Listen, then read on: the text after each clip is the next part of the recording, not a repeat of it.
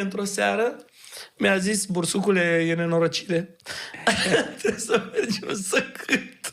Și eu am spus: unde să cânți, mă? Zice: trebuie să mergem să cânt, că e obligație. E obligația. Deci a dat cineva și... Să mă bântuie. să nu mă bântuie. Și zic: bine, mă, Jane, hai să mergem. Te duc eu cu mașina, ce da, du-mă repede, că nu stau mult. Într-o jumătate de oră am plecat. Două vorbe, papa, cum a murit, de ce a murit, cum am bălsămat, bă, gata. Hai, Jane. Zice: da, trebuie să luăm și pe acordeonistul meu. Bine, luăm și pe acordeonist din drum și ajungem acolo. Eu n-am știut că există un adevărat ritual din punctul ăsta de vedere, am mai spus-o. Deci trebuie, el când intră, eu atunci am văzut, deci întreabă invitații. Invitații. Are invitați morți, da. Vine cu ce are pe acasă, cu grâu, cu bomboane, cu colibe, cu stafide, cu racat, cu ce. Vine cu de toate.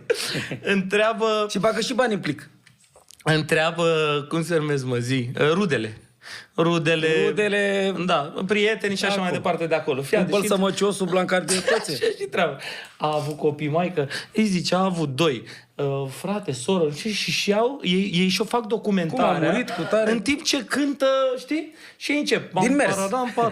Of, băiatul, mami, dar nu știu ce cântă acolo. Și la un dat ei intră, Jean al meu, intră domnul Cacurte, mi-a zis: băi, stau mai în spate.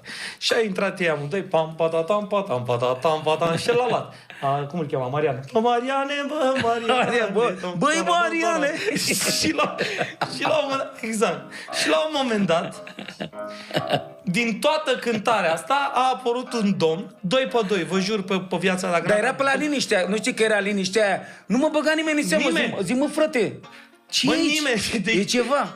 Liniște, bă, dar nu mai plângea nimeni. Am zis că i-am blocat eu, că m-a văzut pe mine, da. Zic, eu fi blocat eu, zic, a rămas așa, s-a uitat. Și a apărut un domn 2 pe 2 care a făcut exact așa. Și a zis... Și exact așa a făcut și la acordeonul. Da. Și a făcut așa: ce-i cu voi aici? Și Jean a zis: păi, am fost chemat, zice, fost chemat să cântăm. Să cântăm, că a lăsat cu limbă de moarte. Cine v-a chemat pe voi, mă? Și nu știu, am primit un telefon, nu e domnul Marian, sau cum ai zis că îl chema? Și el a făcut așa: nu e, băi, ăla-i pe strada, e altă. Încurcase, e mort. Și că, băi, ăsta nu e mortul vostru. Mortul vostru, vezi că e pe strada, e altă. Păi mai e altul. Ieșiți mai repede că vă scot în șuturi. De-a zic: borsocole, pornește că e jale.